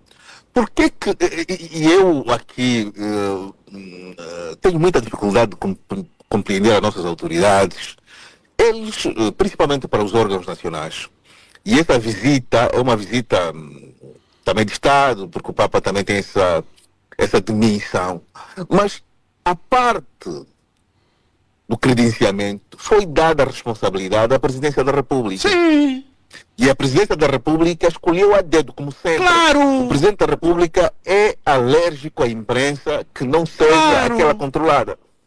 Ele onde eu queria entrar, Horácio. O processo está cada vez mais... Mas por que para credenciar jornalistas tem que ser a Presidência da República? Jornalistas que são vistos como oposicionistas, vários do poder. Vários jornalistas. Então, agora vocês estão a concordar comigo.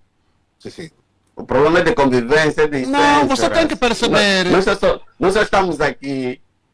Pronto, é uma razão. Você tem que perceber qual é a essência. Se dependesse desse pessoal todo, nós não estaremos aqui. Está a haver vários órgãos que fizeram o pedido, mandaram os nomes como eles solicitam.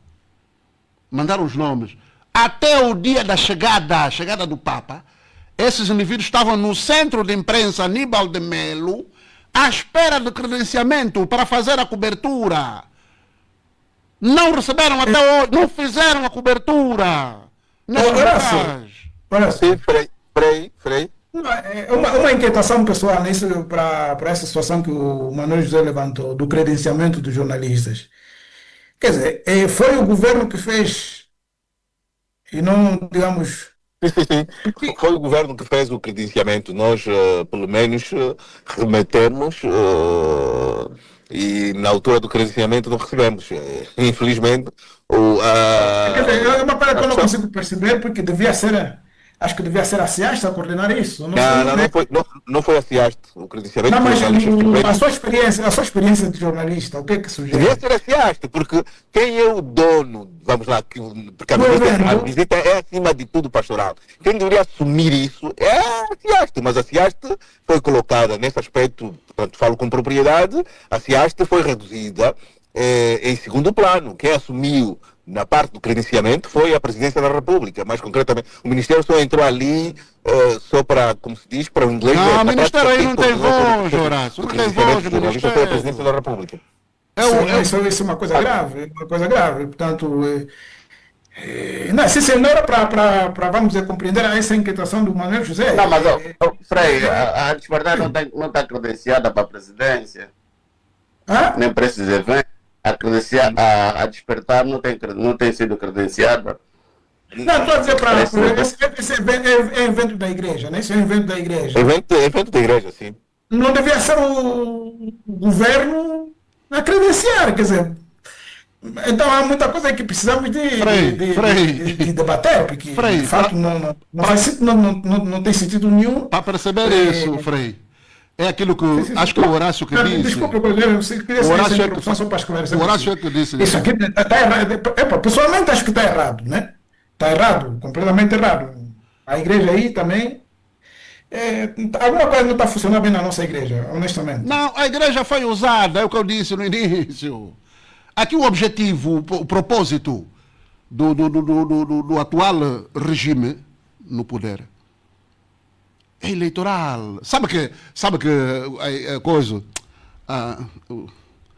a população católica em Angola não é de se jogar fora, como diz o brasileiro, em pleitos. Com a construção da Basílica, com a vinda do Papa, com esse carnaval, né, o regime tem garantido a própria Igreja Católica que vai entregar de mão beijada nas mãos do regime o voto. Não, Mano José, essa acusação é muito séria. Eu não estou a fazer acusação, estou a fazer Assumir uma acusação muito Eu séria. estou a fazer constatação. A Basílica não está construída ainda, Manuel José. A Basílica não está construída e eu duvido que vai ser construída até 2000. Está esquecida já, esquece aqui. É assim?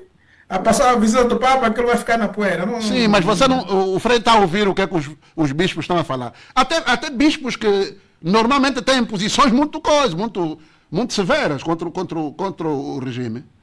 Hoje, com a Basílica, já têm outra opinião.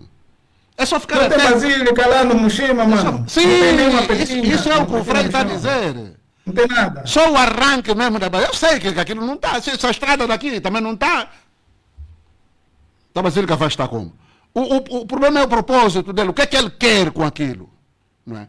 E quando eu estava a falar, por exemplo, de aspectos práticos, não é? Se o Papa conhece qual é a realidade dos angolanos, ele esteve com a entidade máxima desse país, com o presidente, era diretamente a pessoa, diretamente a ele. Não é vir discursar para os católicos, para nós, porque nós não temos o poder de decisão. Ele falava para a pessoa. Assim, olha, houve um Deixa eu exemplo. ajudar a Manuel José a entender uma coisa como funciona a igreja, tá? Só rápido, para ver como é, quando é que o Papa fala concreto. Pode ser? Vai, manda. Esteja à vontade, Essa. esteja à vontade, Frei. É assim, os bispos de cada país, digamos assim, de cada conferência, têm todos os anos, ou regularmente dos 12 em 12 anos, a chamada visita ad limina. Todos os bispos vêm para aqui, para Roma, vão para Roma, e durante uma semana se passa a revista toda a situação social e política. É preciso muito, é preciso nunca tentar distinguir aquilo que é a atividade da igreja com a vida política. Porque aquilo que é a atividade social da igreja é política, ok? Quanto política não tem pessoas. Então, todos os anos, todos os anos chegam relatórios, chegam relatórios em Roma sobre a situação religiosa, a situação política e coisa assim. Portanto, nesses casos concretos, sim, se fala nesse ponto a posição é essa. Mas a igreja tem assim, por exemplo, a nível de diplomacia, e o Papa aí se situa, esse discurso do Papa, situa-se nesse nível, procura nunca exasperar, digamos, aqueles que são visados. Portanto, aquilo que, por exemplo, o Dr. Riverde tocou de alguns personagens em alguns momentos da história é isso. A igreja procura não exasperar. Às vezes a igreja funciona como um aviso. E é uma das coisas que eu digo. O número de cardeais que esteve em Angola e o peso deles, eu penso que houve encontros, estou a dizer isso é mesmo pura especulação minha, que houve encontros de alto nível muito reservados, porque o Parolin, o Tucson, o Salah, não andam à toa. Não vão só para acompanhar o Papa, esses não vão para acompanhar o Papa. Então, pode haver coisas, informações que o Vaticano tem que deve ter alertado lá o pessoal assim concretamente, mas não vai fazer isso publicamente, tá vendo? Só para esclarecer isto.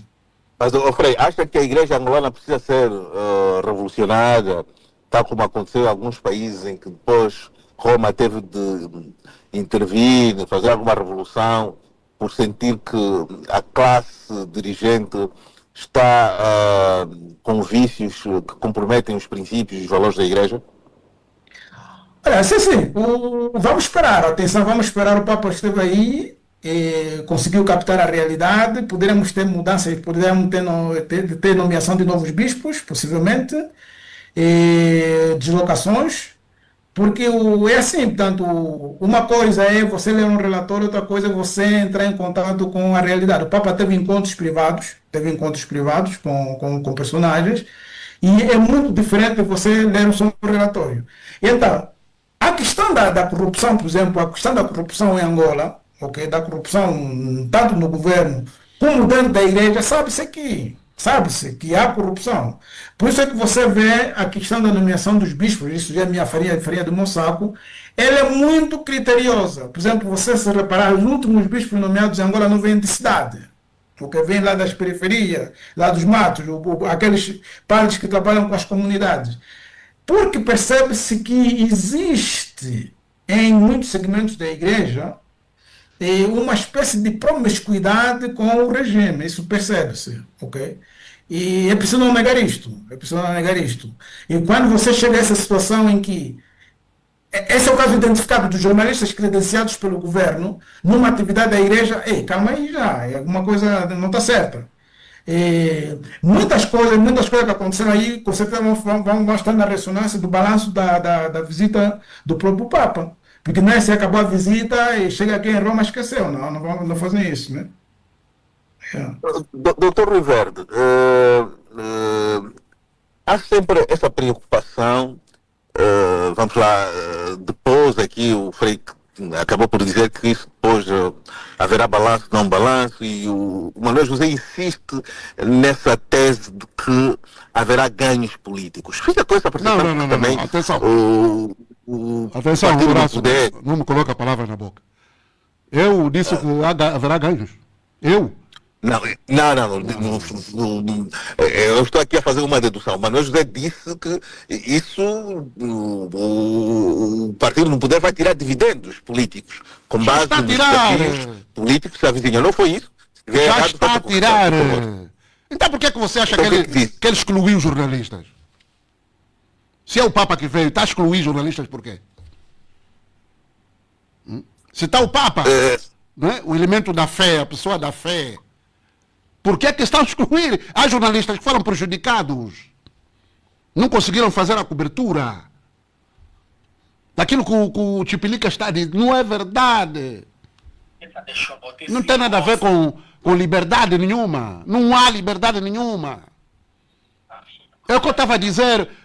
Aquele encontro lá do Papa, estava o presidente, estava lá o Adalberto na mesma sala. Agora o Papa saiu. Vão ver agora, convidam o Adalberto também esteve lá na sala.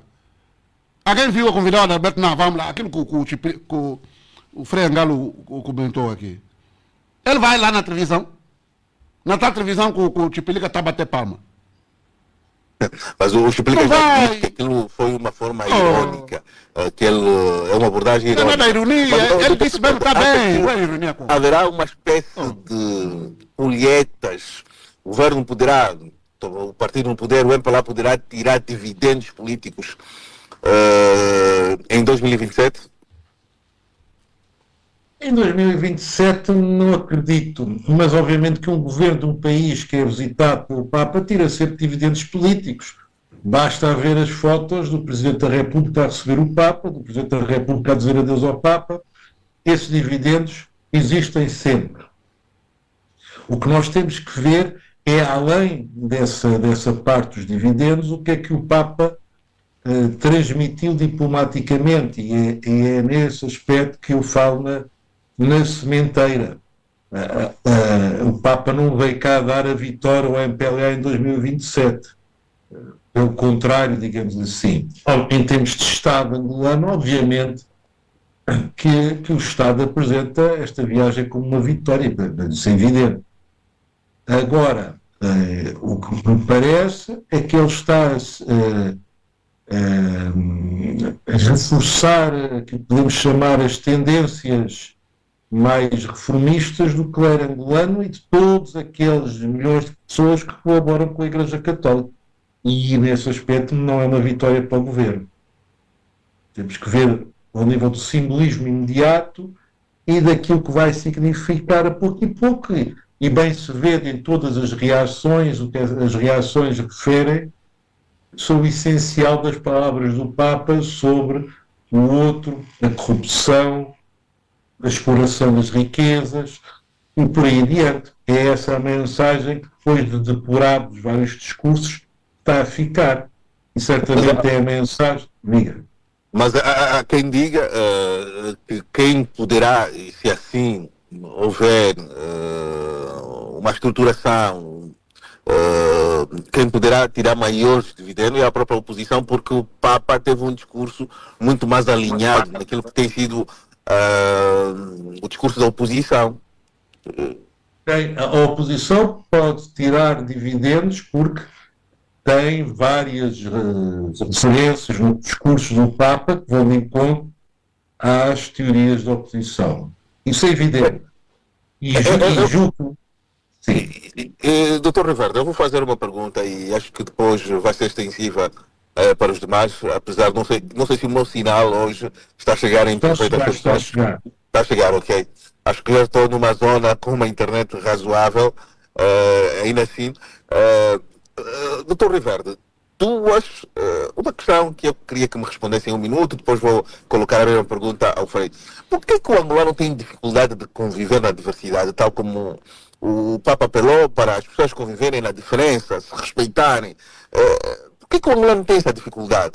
Nós aqui em Angola, por exemplo, há muita gente que é excluída, principalmente aqueles que se identificam com a UNITA. Hoje, ser da UNITA para indivíduos que são do MPLA, ainda a perspectiva de inimigos. Por que passados 24 anos desde o fim do conflito armado, ainda continuamos a ter esta relação latente, essa relação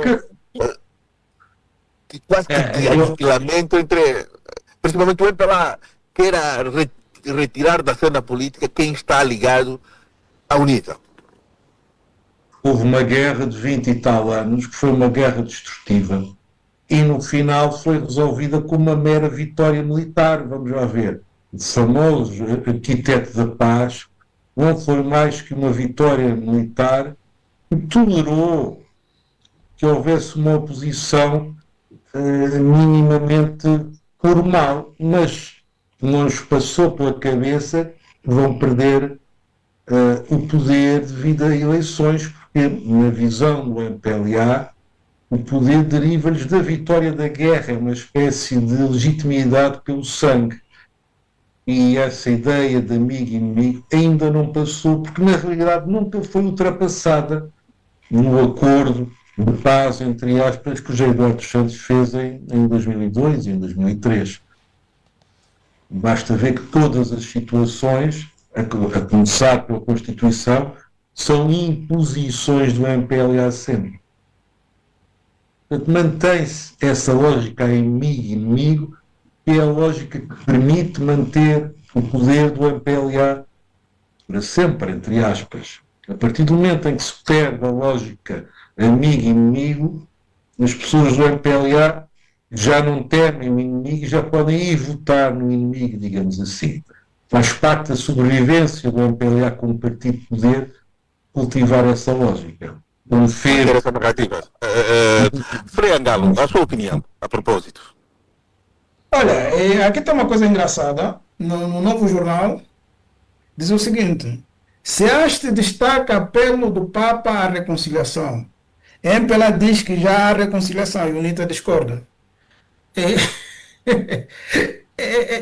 Aqui, vamos dizer, aqui situação, há um problema que, se nós não formos capazes de olhar com realismo o que se passa no país, então também não vamos conseguir corrigir os erros. Tá? E a questão do antagonismo, que nós não percebemos agora, acaba sendo muito mais pessoal, porque ideológico, acredito que não é, entre MPLA e UNITA. A gente não percebe, porque o antagonismo MPLA e UNITA é motivado por quê? Tá? E eu acredito que é uma questão mais pessoal, é uma questão de pessoa,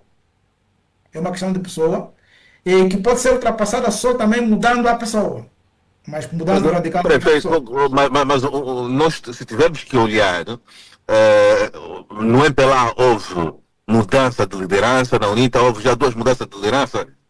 O presidente fundador da UNITA faleceu em 2002, a 22 de fevereiro, e depois assumiu a presidência, houve a fase do general Gato, depois assumiu a presidência o Dr. Samacuva, agora está o general Alberto. No MPLA, o presidente José Eduardo Santos deixou o poder em 2017. Ou seja, não é uma questão pessoal, Frei, se tivermos que nos ater. É pessoal, sim.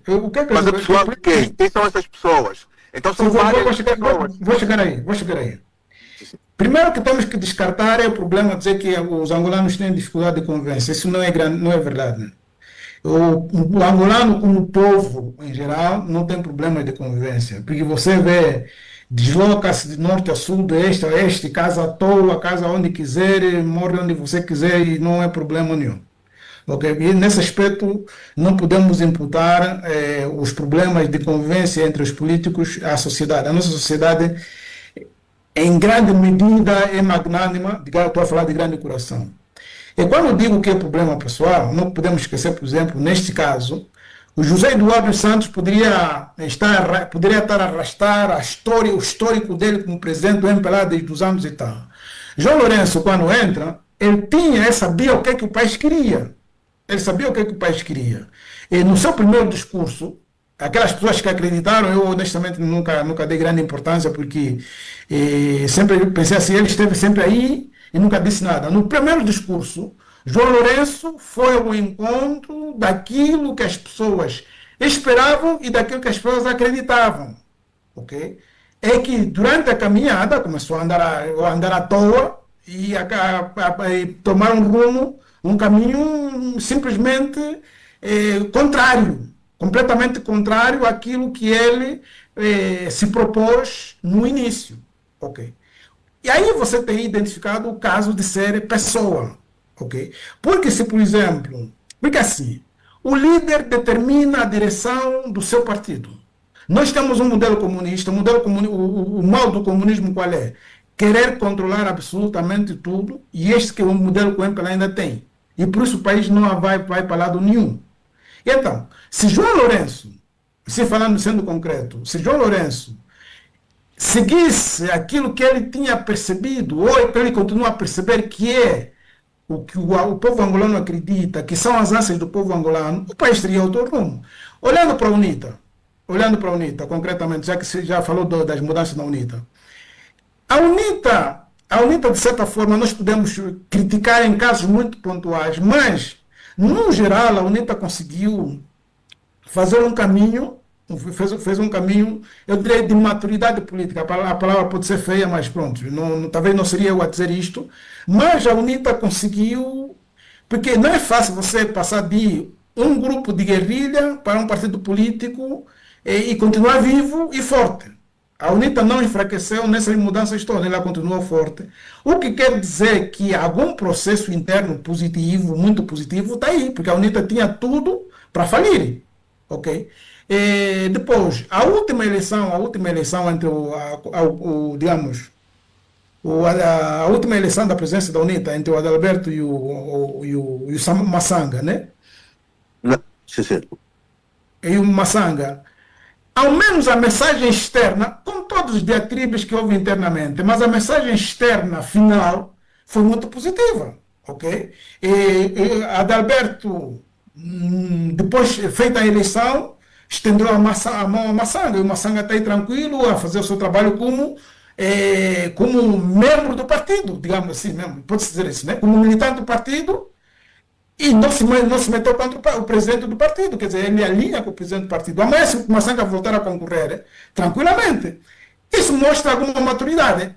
Existe com certeza insatisfações, existe com certeza críticas internas, mas temos uma UNITA com outro rosto. Pelo menos isso, a esse nível eu acredito que há muita diferença. Tá bem. Chipilica, é a sua vez.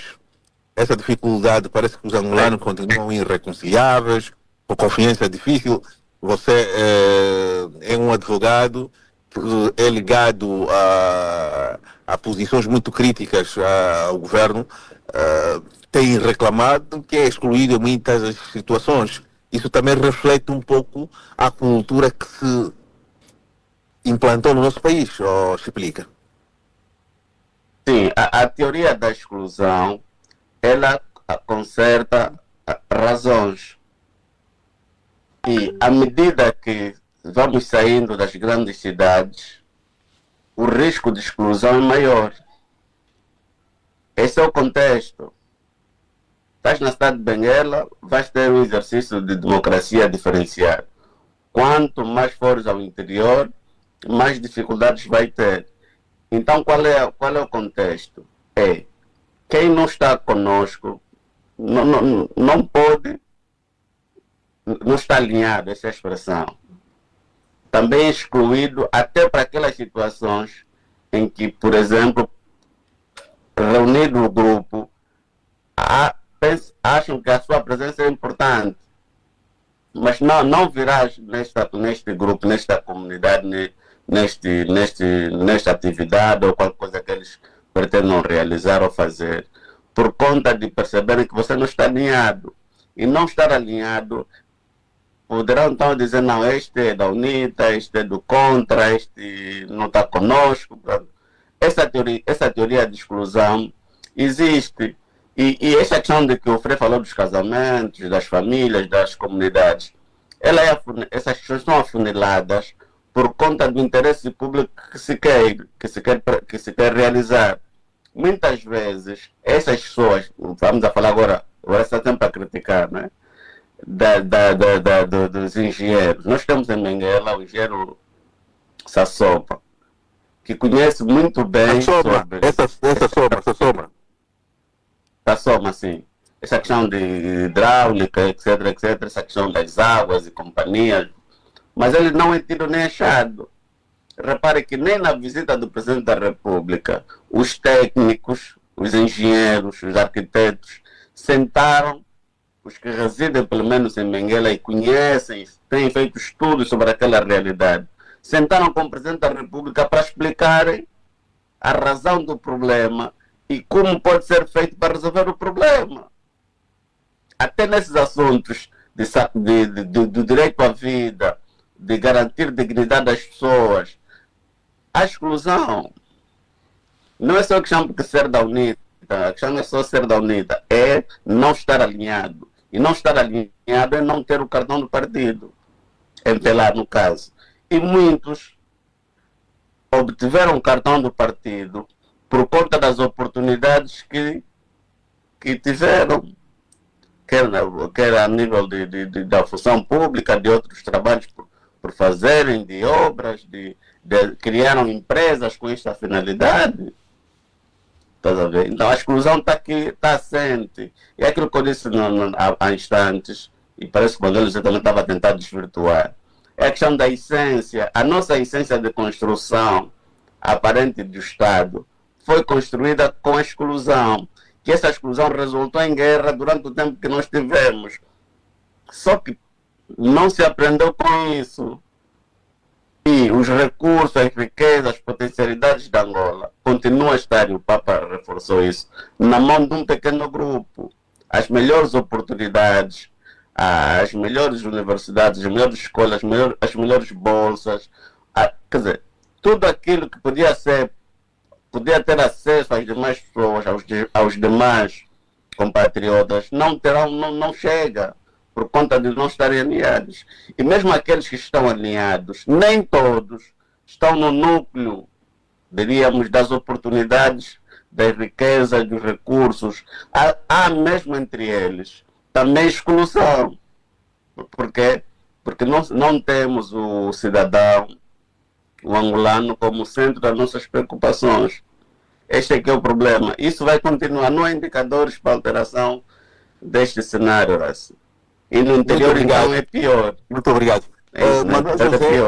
Manuel José é dos cidadãos que mais sente na pele, dos que mais sente na pele essa questão da exclusão. Acha que fomos condenados a viver assim e a tratarmos as pessoas com base no seu sentido de opinião, no seu sentido, nas suas crenças, nas suas ideologias? É dessa forma que vamos nos tratar como angolanos? Ou ainda acha que é tempo de se debater com profundidade e encontrar um ponto de equilíbrio desta prática que se tornou cultural para... Não, ponto de equilíbrio, já estamos aqui, num ponto de equilíbrio mesmo. Horácio. É assim, Horácio. Assim, o Chipilica, quando falou, ele diz que não, eu tentei desviar. Não, eu só tentei ajudar o Chipilica. Porque ele está a falar a mesma linguagem que eu. Essa questão de exclusão não é hoje. Por isso é que eu estou dizendo, você não pode olhar para a árvore sem ver para a floresta. Né?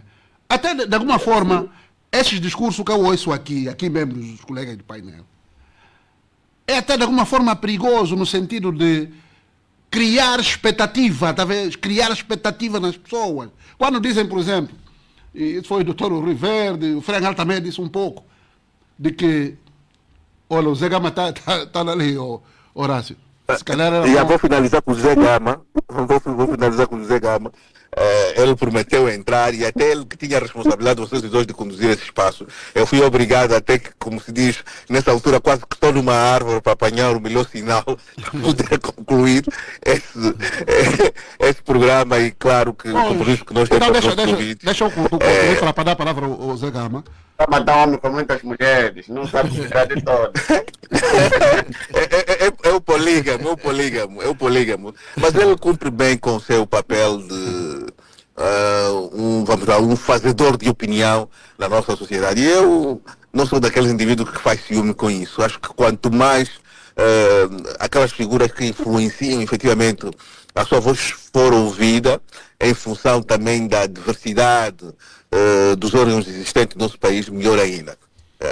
Modesta parte, nós somos os líderes da audiência, mas vamos a isso. Mas modesta parte também, Horácio, os intervenientes todos aqui falam em outros órgãos, todos eles. Sim, todos eles. Isso, para nós, nós não gostamos de exclusividade, gostamos de partilhar. Bom. Tá bom. Conclua rapidamente para pelo menos dar aí uns 3, 4 minutos para o Gama fechar. Sim, mas acho que o José Gama ia só ficar num ponto prévio e finalizarmos, porque já estamos quase a finalizar a edição de hoje. Pois, eu estava chamando aqueles homens que estão bip, né? José Gama são os homens que não bip. É o homem do bip. Mas vamos a isso, Manuel José. Estava a concluir, estava a dizer, é até de certa forma perigoso. Quando nós colocamos esperança, tá vendo, numa coisa, que nós de antemão sabemos que não tem esperança nenhuma. Então, eu ouvir, por exemplo, a dizer assim, alguém que deve ser excluído em tudo. É normal isso. Não, eu até não falo da exclusão, a exclusão já é tudo. O sítio onde eu passei, tudo. Ele me coloca em pito, então eu sou daquele partido. Eu nunca pertenci a partido nenhum. Nenhum partido. Mas no sítio onde eu vou, pela forma característica como falo, enfim, coloco as coisas, eles me põem coisa, o carimbo. Eu até quando vi uma nomeação, pensei que fosse o Manuel José que foi nomeado como diretor daí do Cefoxoto. Não. Eu ser nomeado diretor, acho que Jesus voltava quando isso aconteceu. Bom, já estava a falar da questão do Papa. E eu vi um pouco de algum... Uma esperança, né? Do Dr. Riverde, e alguma também do Frei Angalo. Que não, quando o Frei Angalo dizia, por exemplo, que não acabou, ele visitou, mas quando foi, não acabou. É assim. Nós, antes do Papa Leão XIV, nós já tivemos... E também não sei porquê que os papas vêm para Angola. Eu não quero saber. Não é essa lenga-lenga que dizem aqui, porque não, para o pastoral, não acredito nisso. Mas vou no ponto. Nós já tivemos aqui em Angola presença de 2 papas. Manuel José finaliza. A conversa que se teve na saída desses 2 papas, Papa João Paulo II e Papa Bento XVI, é a mesma que alguns estão a mostrar aqui.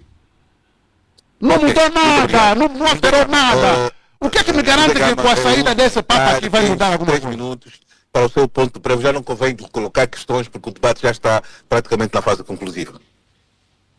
Bom, o meu ponto prévio, e antes de saudar a todos... O teu ponto prévio e o teu ponto final também. Prévio no fim? Bom, iria para o ato que vamos ter agora em Angola, que é a abertura democrática que o MPLA viu-se obrigado a promover, neste caso o Presidente João Lourenço, com relação às candidaturas.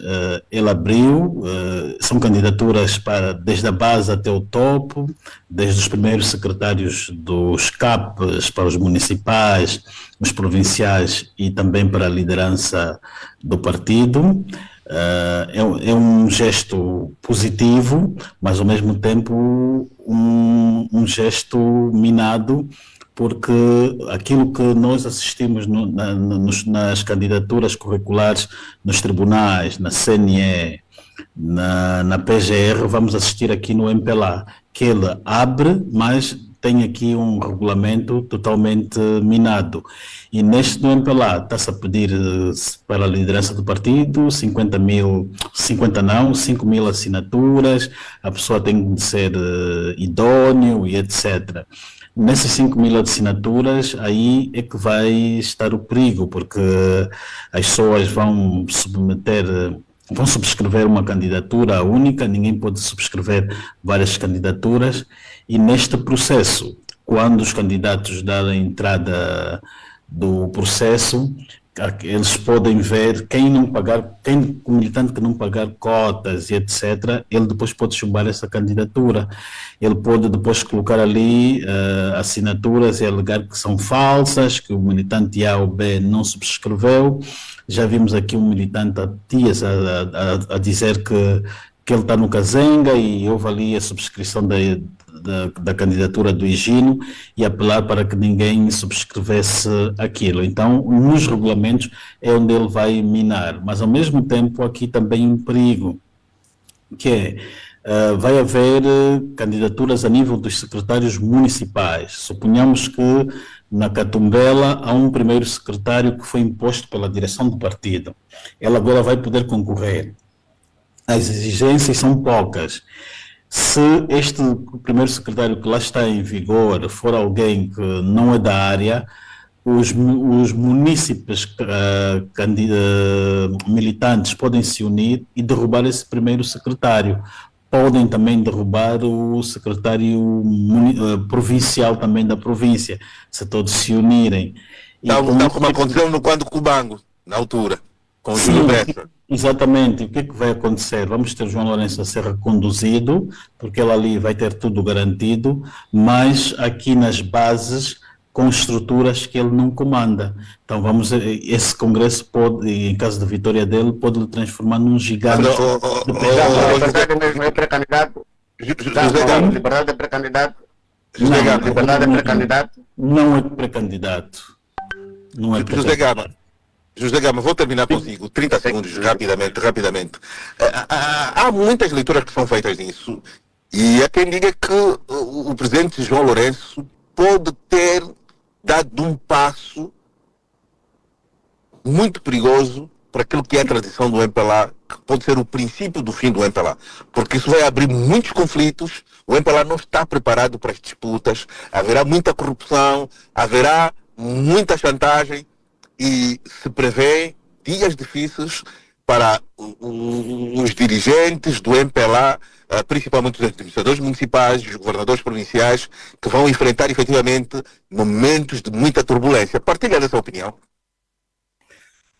Vai ser duro porque o presidente era contra as múltiplas candidaturas, combateu as intenções do Nandó, do Higino e de outros, mas ele foi obrigado a ceder, porque ele Mas tem... quem o obrigou? Quem o obrigou, José Gama? Quem o obrigou? Porque surgiram pré-candidatos, ele estava a combater, dizendo que não podiam surgir pré-candidatos sem antes dele anunciar ou convocar o Congresso, mas as pessoas assim mesmo anunciaram as chamadas pré-candidaturas, que não precisam da convocação do Congresso.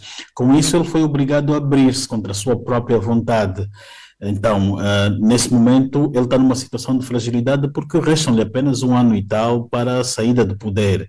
E, sendo assim, ele já não tem muitas armas para ir contra, porque ele se impede este movimento. Ele mais à frente, este movimento pode ir contra ele, porque ele vai fazer aqui uma bicefalia, vai querer ter isso, em que ele fica na liderança do partido e depois apresenta um outro como cabeça de lista. Se ele não promover aqui a abertura, mais à frente, o que é que há? Há um instrumento no Tribunal Constitucional, que é o Acórdão 700/2021, que determina que a qualquer momento pode-se impugnar um Congresso, nem que for daqui a 2 anos ou 3 anos. Então, depois das eleições de 2027, ele pode derrubar, impugnando esse Congresso, apontando aí as irregularidades que poderão acontecer e também por ter impedido o processo do movimento de múltiplas candidaturas. Então, José Gama, tenho de colocar mesmo um ponto final. Vamos analisar isso e lhe convido para ver se amanhã fazemos uma espécie de um especial para entendermos o que está acontecendo nos bastidores do MPLA. Eu mais uma vez agradeço ao Dr. Rui Verde, ao Frei Angalo, que hoje nos falou a partir da Etiópia, o Gama a partir de Portugal, eu a partir do interior da Angola, a caminho da capital do país, o Chipilica a partir de Benguela e o Manuel José sozinho no estúdio. Fizemos esse programa. Dr. Rui Verde, mais uma vez aquela consideração de sempre. Os abraços da equipa que hoje trabalhou para este auditório do 91.0. Horácio dos Reis despede, Cavita Quilala, Orébio dos Reis, António Fastos. E parece que temos aí o Paulo Chocola na assistência técnica. Espero não estar errado. Manuel José poderá me corrigir.